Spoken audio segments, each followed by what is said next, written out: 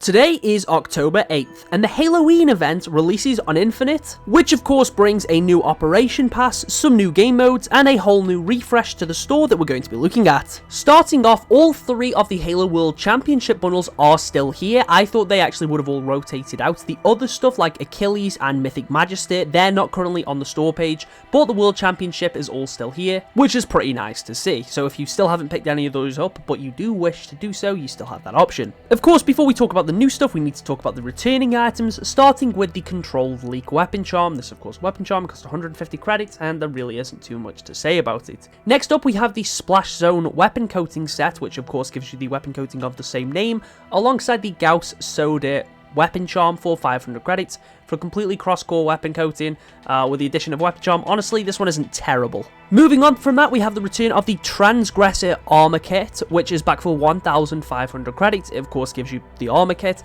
and the Defiled Skin Armor Coating for all of your cores. It's back for 1,500, which is a reduction of 700 credits. Not too bad, definitely much better than its original price, but this is probably still a skip for me. I just think given you get some decent Flood stuff from that Battle Pass when the Flood stuff released, I don't really have any interest in buying a kit that isn't anywhere near as customizable. Next up, we have the HaloWeen Hero Weapon Coating set, which of course gives you the weapon coating of the same name for all of your weapons. This costs 600 credits, definitely not as good as Splash Zone in terms of value, which of course is 100 credits cheaper and gives you the addition of a Weapon Charm. But if you are in the spooky spirit and want a spooky weapon coating, again, this one isn't a terrible option. We also have the return of the Sealox Armor set. This is actually 300 credits more expensive than it originally was, being 1,500 now. It gives you the Sealox Helmet, the Lava Burst Armor Coating, which is now completely cross-core, the Moth Acid Helmet Attachment, the Beltane Flame Visor, the Contact Plate Chest Attachment, the Gydos Shoulder Pads,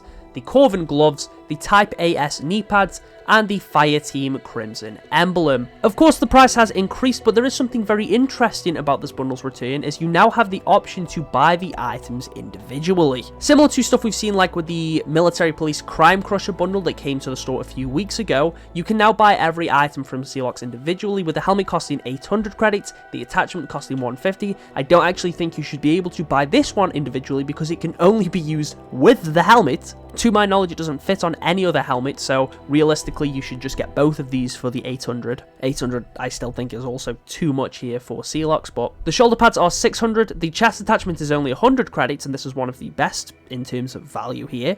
The gloves are 200, the knee pads are 100, the visor is 150, and the armor coating is 800. Most of these on their own are definitely overpriced, the coating and the helmet especially, and I do think 600 for the shoulders is a bit too much. However, the chest attachment, gloves, knees, and visor I think are completely fine. And the helmet attachment you really shouldn't be able to buy on its own. The next returning bundle is Access Denied. This gives you the kill effect of the same name, the Daemon Flare armor effect, and the Net War Alert armor coating for all of your cores. This is 1,300 credits, and that still feels a bit too pricey for me. And with that, we can actually get to the new stuff, starting with the Molten Chrome bundle, a surprise edition for the Chimera core.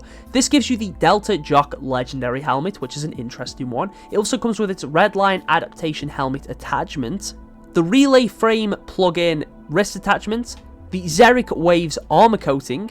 You also get some shoulder pads here, the Maverick Protocol chest attachment, the Line Runner utility piece, the Darkness Falls weapon coating, which just seems like another generic black and red coating. We've seen a bunch like this before. And my favourite item of the bundle, the Photon Exciter weapon model for the Sidekick. Unfortunately, you don't have the option to buy any of these items individually, and the bundle is 2,200 credits, so this will probably be a skip for me, which is a shame, because if I could buy that Sidekick model on its own, I honestly probably would. For 2,200, I do think this bundle is too pricey. It does come with some cool items, just not enough to warrant that really high price point. And again, I do think some of these things should release individually if they spread these out over the operation a little bit more, as opposed to releasing it all on one day, because there is, of course, another new bundle worth talking about. Then that would make more sense. Release the armor set one day and release the weapon set another. Anyways, moving over to our final new addition to the store this week, we have the Stellar Eclipse bundle. This gives you the Eclipse helmet, which is pretty cool. It's another EVA type helmet. It also comes with the Apparition Veil steel helmet attachment, which makes the helmet look like a skull.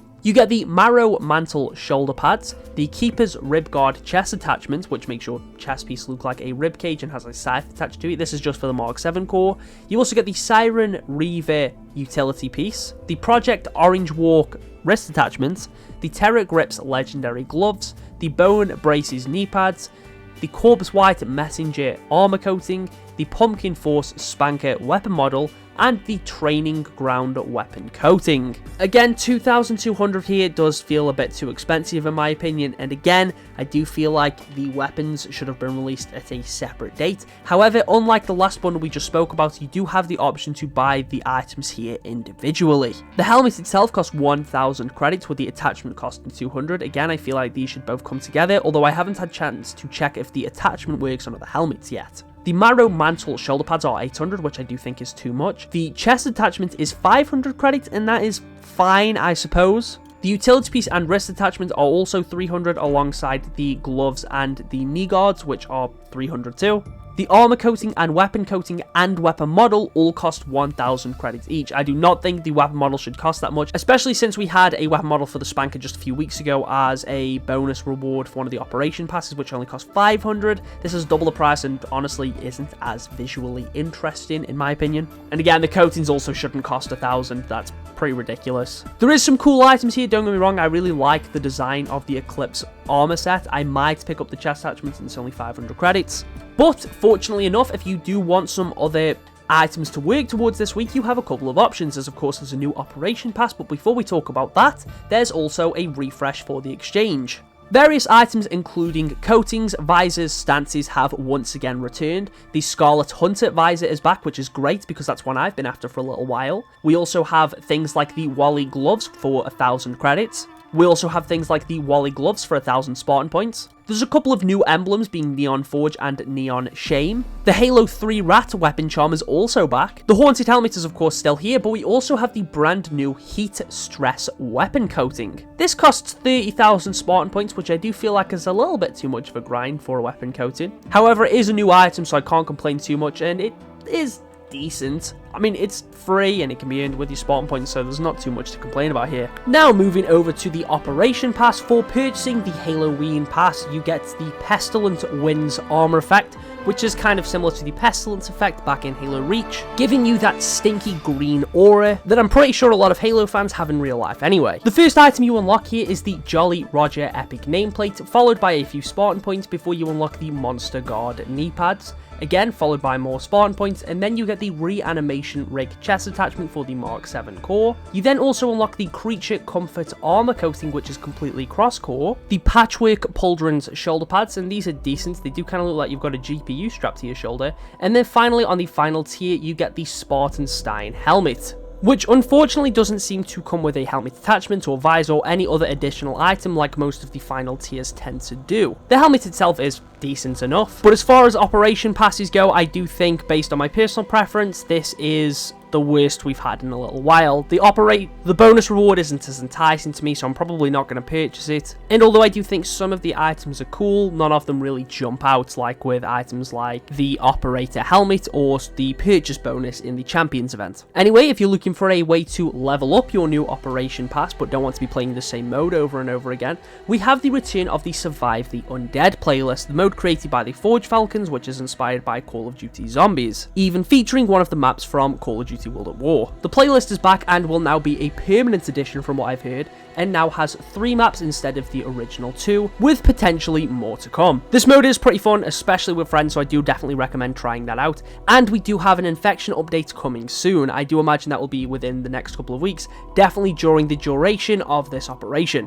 So overall, HaloWeen seems like it's going to be a pretty decent event. We've got some cool gameplay content in the game, there's some decent free things to work towards on both the Exchange and the Operation Pass, and we have also got some cool stuff in the store. And with all that out of the way, we can move over to the Spartan of the Week segment. With the HaloWeen event, of course, starting today, I asked you all for your best Halloween-themed Spartans. It didn't need to specifically be anything scary, but rather just Spartans looking like they're dressing up for a Halloween party or something like that. First of all, we have this this Dormammu-inspired Spartan by Void Operator, which looks pretty cool. We also have Noble Ninja's Meatman, which I think if I didn't feature, he'd probably cry. Draco Cadis has submitted his Jack the Pumpkin Lord. Exis sent in their Batman-themed Spartan. We've got this pretty decent attempt at a Spider-Man build from Delusive Man. And finally, Spartan Cam 116 has submitted their Bloodmaster Spartan, with a pretty nice spooky screenshot to go with it. Anyway, if you want the chance to be featured as Spartan of the Week, once again, make sure to join the Discord. We do have like regular giveaways, game nights, and occasionally I try to include people in machinima stuff, so if any of that interests you, make sure to check it out. But of course, with everything out of the way there today, thank you all for watching. I will catch you all